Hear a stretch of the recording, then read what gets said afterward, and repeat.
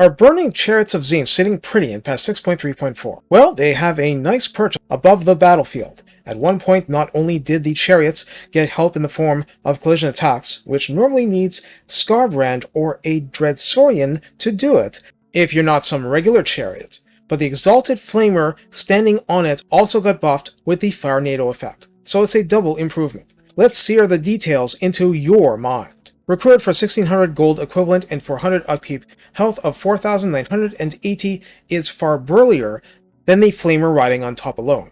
Barrier hit points are 800, armor is 20, physical resistance 20%, leadership 70. Not huge changes, but still. Speed 85 and charge speed 110 are big improvements, those are flying figures, but still. Melee attack begins at 35, carrying Flaming, Magical, and Warp Flame for the minus 10 armor and plus 10% fire weakness, debuffing the target.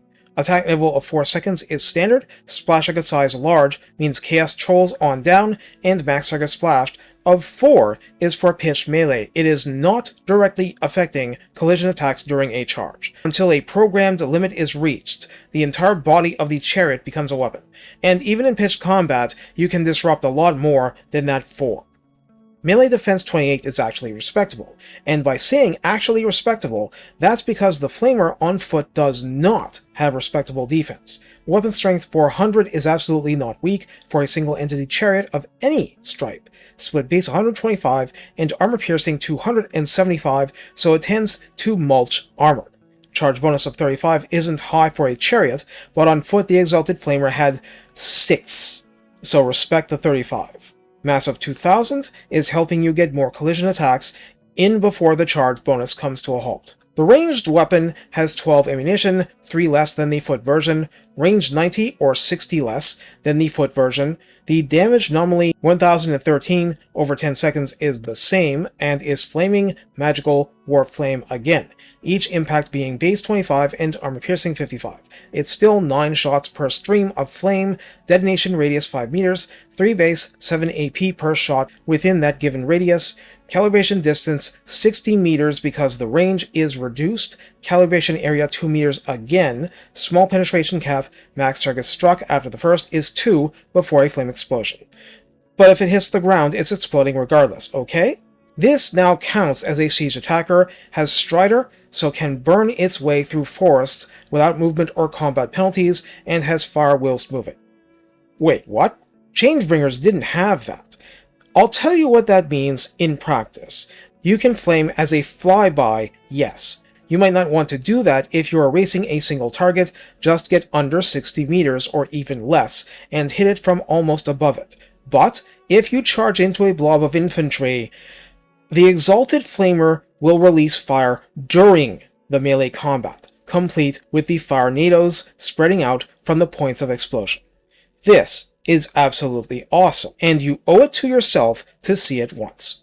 Or 10 times, but at least once. For the redline skills, for Mortal Chaos Lords, we don't have double dipping because they're not infantry.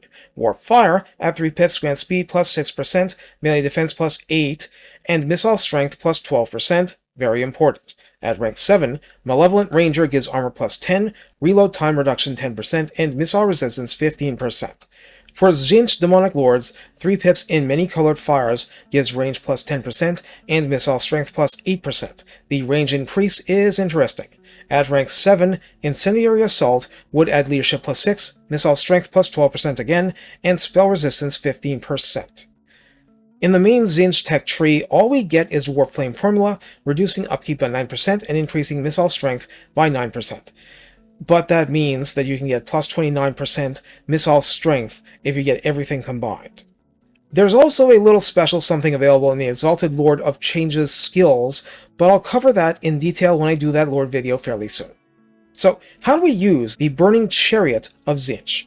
Well, I've gone over it, but let's compare to Changebringers directly.